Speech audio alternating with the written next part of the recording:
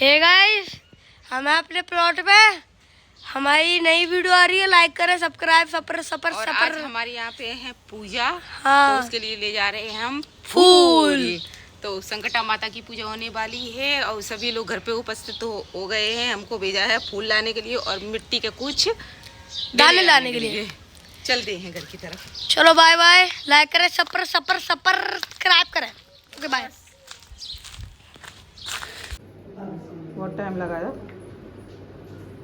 12 बजेगा मेरे को सर होता देख ली बजेगा नीचे आगे भी जा तो तू आ जा तो सभी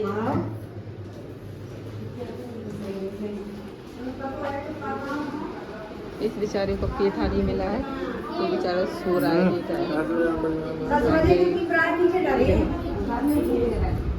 नारी पूछते क्या करें हमें कहते ना हमने कि कहो चाहे वहाँ कहो के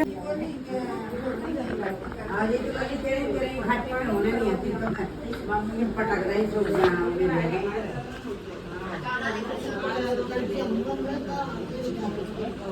हमने हमारा बच्ची को बाकी में बाकी लोग बाकी बाग में भूंगी प्यासी नलाते हमें भी फड़फड़ा रही वहीं ज्यादा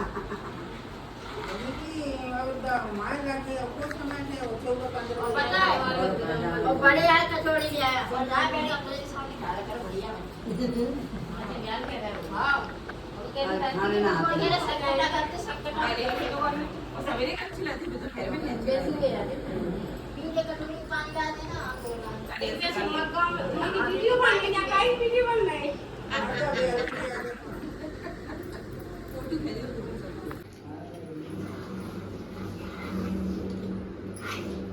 जिना आती है लोग नहीं तो मैं मिलने के परिवार में आले तेरे ही नहीं की चिंता लगी हमने की बहुत सब बने प्यासी बेलो अपने कपड़ा लिया ना नहीं पूजा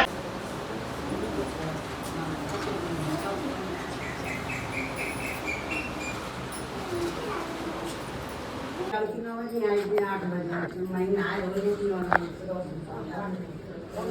क्या नहीं इसे नहीं कह रही भाई चली जाती है हम काम में लगे थे आज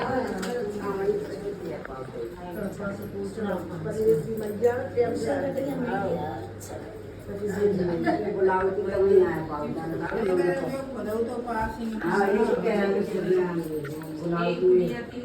के एक जवान बेटा था, उसका नाम रामनाथ था। वह जीविका के लिए पत्नी माँ बहुत चिंतित पुत्र वधु बातें सुनाया करती थी। इसलिए बुढ़िया चिंतित और उदास भाव से घर के बाहर स्थित एक जगत पर बैठकर रोया करती थी। एक दिन कुएं में से दिए की माँ नामक एक स्त्री निकली और बुढ़िया से पूछा, तू इस तरह से बैठकर क्यों रोती है? अपना दुख मुझसे कहोगे, मैं तुम्हारे दुख को दूर करने का प्रयास करूंगी। बुढ़िया ने स्त्री को ऐसे प्रश्न सुनकर भी उसका उत्तर नहीं दिया। उसी तरह बैठकर रोती ही रही। कि माँ द्वारा बार-बार यही प्रश्न दोहराए जा रहे हैं। बुलाकर बोली, तुम मुझसे बारंबार एक ही ऐसा क्यों पूछ रही हो? यह सचमुच मैं मेरा दुख दूर कर सकते हैं? बुढ़िया की बात सुनकर दिए की माँ ने उत्तर दिया, मैं अवश्य तुम्हारा दुख को दूर करने का प्रयत्न करूंगी। बुढ़िया ने कहा, मेरा बेटा कमाने के लिए प्रदेश से बाहर चला गया। उसके ना रहने पर मेरी बहू मुझसे हमेशा बुरा भला कहती है। मेरे दुख का यही एकमात्र कारण है। बुढ़िया की बात सुनकर दिए की माँ ने उससे कहा, इस मन में संकटा माता निवास करती हैं। तुम अपना दुख उनसे सुनाकर विनती करो।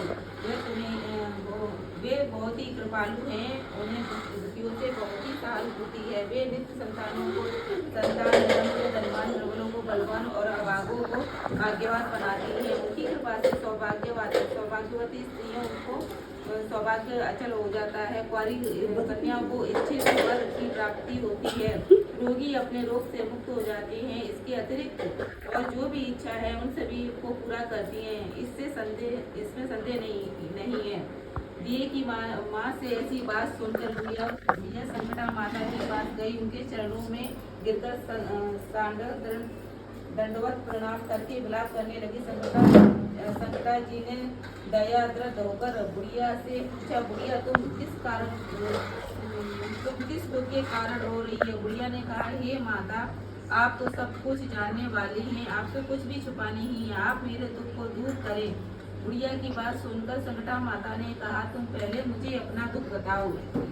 संकटा माता के ऐसे कहने पर बुढ़िया ने कहा, मेरा लड़का परदेश चला गया है, उसके घर में ना रहने से मेरी बहू मुझसे तरह तरह की बातें सुनाती रहती है। मेरी गलती से गिनती करने में तो भूल नहीं हो रही, अथवा अपने आप 8 लड्डू बन जाने का कोई अन्य कारण है। इसी समय वृद्ध स्त्री के बेस में माता संकटा प्रकट हुई। बुढ़िया ने कहा, क्यों बुढ़िया, आज तुम्हारे यहाँ कोई उत्सव है क्या?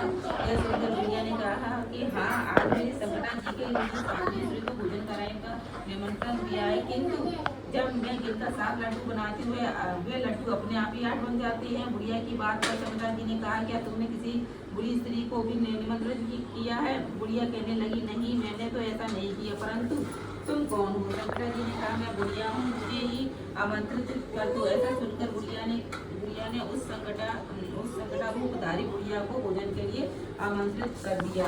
इसके बाद बुढ़िया के घर पर सभी आमंत्रित साधु आ पहुंचे। बुढ़िया ने सबको लड्डू तथा अन्य मिठाई आदि का भोजन कराया। से संकटा माता जी की कृपा से उस रामनाथ के मन में अपनी माता एवं पत्नी से मिलने की प्रबल इच्छा उत्पन्न हो गई। स्वागरियों को भोजन करते ही उस बुढ़िया का लड़का परदेश से अपने घर आ गया। लड़के के आने की सूचना बुढ़िया को दे दी गई, लेकिन बुढ़िया अपने काम में लगी रही। उसने कहा, लड़के को बैठने दो, मैं स्वागरियों को जमाकर अभी आती हूँ।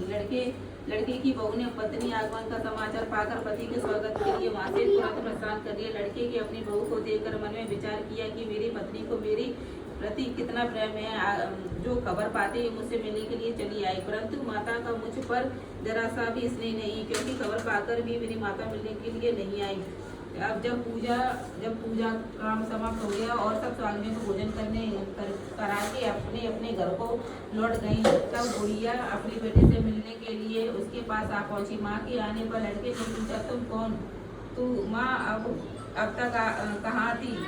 माँ ने उत्तर दिया, बेटा, तुम्हारी कुशलता के लिए ही मैंने अपनी संकटा माता से मनौती मानी थी और उसी को पूरा करने के लिए स्वागरियों को जमा रही थी। संकटा माता जी की कृपा से लड़के का मुंह अपनी स्त्री से हट गया। उसने माँ से कहा, माँ, क्या तो मैं रहूँगा या यही रहेगी? बुढ़िया ने कहा, बेटा, तुम्हें तो मैंने बड़ी कठिनाई से तपस्या से पाया है, इसलिए तुम्हें मैं कैसे छोड़ सकती? तुम्हारे लिए बहू का त्याग करना पड़े तो मैं कर सकती हूँ।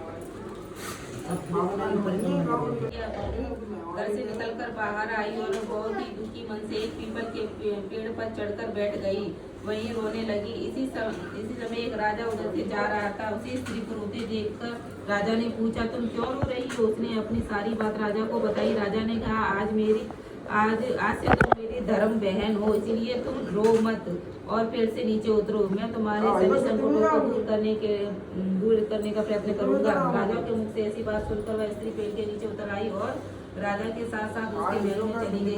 घर जाकर राजा ने अपनी रानी से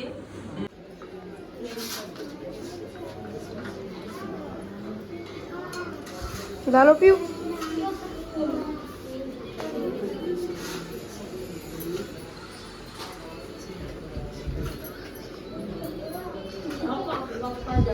मोबाइल देखी तो छोटू पड़े, मोबाइल देखी कोई ना